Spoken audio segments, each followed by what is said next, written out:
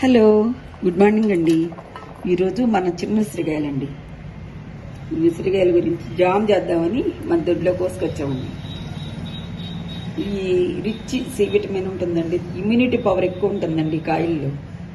మనం పుల్లగా నేను తినగాని ఇట్లా జామ్ చేసుకుంటే బాగుంటుంది. జామ్ చేసి చూపిద్దామని ఈ కాయలు ఈ గ్లాస్తో 2.5 గ్లాసులు అండి. ఇవి ఈ గ్లాస్తోనే షుగర్ కూడా 1.5 వేసి అనమాట. అవి 2.5 అయితే ఇది 1.5 వేసుకున్నా. కావాలంటే కొంచెం వేసుకోవచ్చు. బెల్లంతో కూడా చేసుకోవచ్చు అండి. ఎలా ప్రిపేర్ చేయాలో నేను ఇప్పుడు మీకు చేసి చూపిస్తా.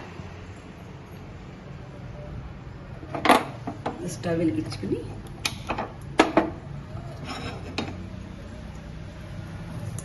కాయలన్నీ వేసేసుకోవాలి.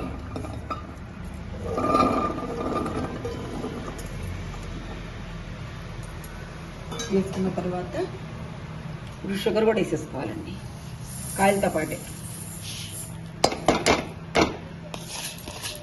ఎక్కువ నీళ్లు పోయక్కర్లేదు, ఎందుకంటే మళ్ళీ త్వరగా ఇందులోనే వాటర్ ఉంటుంది. అవి వాటర్తోనే వచ్చేస్తాయి అనమాట.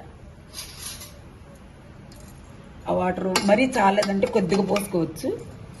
వీటితో పెట్టుకుంటే వచ్చేస్తుంది. ఇట్లా తడి ఉంటుంది కదా దీంట్లో కాయల్లో. ఇలా ముందు కొంచెం వాటర్ వచ్చే వరకు హైలో పెట్టుకోవాలండి. తర్వాత సిమ్లో పెట్టుకుంటాను. కొంచెం హైలో వచ్చే వరకు మూత పెట్టుకుంటానండి నేను. వాటర్ వచ్చిన తర్వాత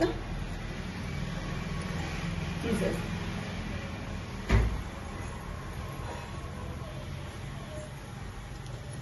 కొంచెం వాటర్ వచ్చే వరకు మూత పెట్టుకుంటానండి.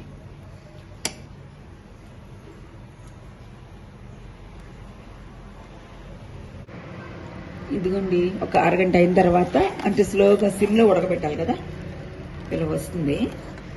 ఇంకొంచెం చల్లారితే బిగిసిపోతుందండి. ఇది ఇలా వస్తుందండి జాము.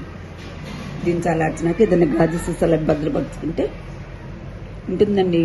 ఒక 4 రోజుల దాకా ఉంటుంది. ఇది చాలా టేస్టీగా ఉంటుంది. ఇది యూస్ఫుల్గా ఉందంటే ఒక లైక్ చేయండి, షేర్ చేయండి, సబ్స్క్రైబ్ చేయండి. థ్యాంక్స్ ఫర్ వాచింగ్ అండి.